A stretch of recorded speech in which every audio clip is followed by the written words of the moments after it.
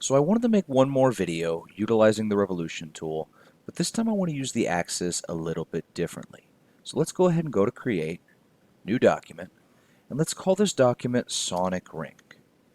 And I want to try to make one of those little yellow rings from the video game Sonic the Hedgehog. Hit OK. And once it loads, go ahead and start a sketch on your front face and go to your front view. Then grab your circle tool and put it down right on the center.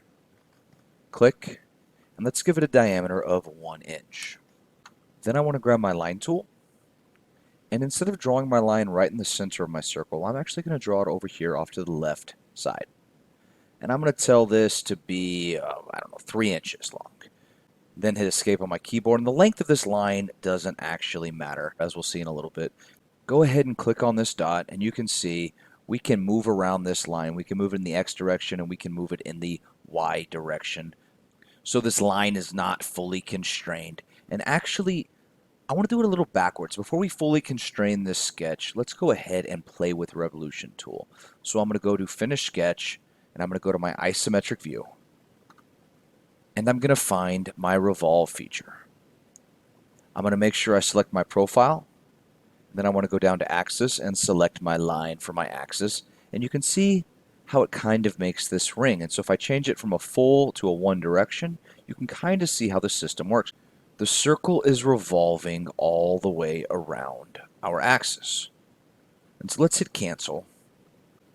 Let's find our sketch over here in our browser and go down to edit. And let's see what happens if we click on this dot, we move this line closer. And we finish our sketch, go to our home view, and try to revolve it again. So we select our profile, we go back to axis, we see what happens, and now it's a lot smaller. It looks more like an inner tube or maybe a donut. Let's go ahead and hit OK. And so now I have a full revolution, but I can still go back into my sketch and edit it. So I'm going to right click on it and go to edit and go to my front view. And I can move my line around still, so I can move it farther out, and then I can finish my sketch and I can see how it affects my revolution. And now it makes a wider revolution. And so I'm going to go back into my sketch again. And this time I want to add a dimension in between my line and my circle to give them a distance. So I'm going to find my dimension tool. I'm going to select my line, and I'm going to select the center of my circle. I'm going to drag down, and I'm going to tell these to be 5 inches away from each other. And I'm going to finish my sketch, go to my home view, and we can see it brought the line a little bit closer in.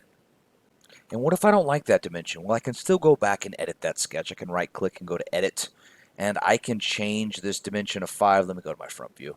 I can change this dimension of 5 by double clicking on it and typing in 6, for example, and hit finish sketch and go back to my isometric view. And if I look at it now, it looks about right. It looks about the consistency and the proportion of the size of a sonic ring. But if I look back inside my sketch, we'll see that my sketch is not fully constrained still. It's still got these blue dots. And the reason why these blue dots still exist is because if I click on this line, I can still move it in the Y direction.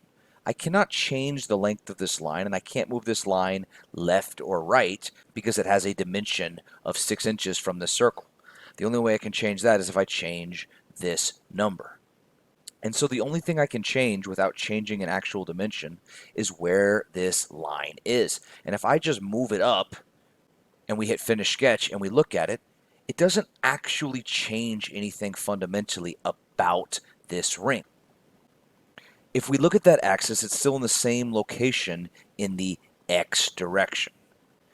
Its radial distance from the center of our circle hasn't actually changed. And so if I go back into that sketch, if you think about it, moving this line up and down does not fundamentally change how our revolution works. And as a matter of fact, changing the height of this line would not fundamentally change the radial distance of our axis. So if I double clicked on this and changed this to 2 inches and hit enter, and then look at our revolution, you'll see that it's still the exact same shape. It hasn't actually changed anything about it. All we did was change the size of the axis, but it still has the same radial distance, so it still behaves the same. And so if you think about it, this dimension of this line doesn't really matter, nor does the Y location of this line. but it is proper practice to finish constraining our sketch. So let's go ahead and do that. Let's go to Dimension. Let's select the bottom of this line, and let's select the center of this circle. Let's drag it out this direction, and let's tell it to be just 1 inch. And so now the bottom of this line is 1 inch below the center of this circle, and now we have a fully constrained sketch. Everything in here is black, and so we can finish our sketch, go to our home view, and then all we need to do is decorate it. So let me go to my colors, let me select my part, and let me add a color to it. And I want it to be some golden yellow color, so maybe that. And that actually looks really good. If I hit check, it even gives you that reflective golden color, so it looks like a metal Sonic ring from Sonic the Hedgehog. And with that, we are finished with our shape.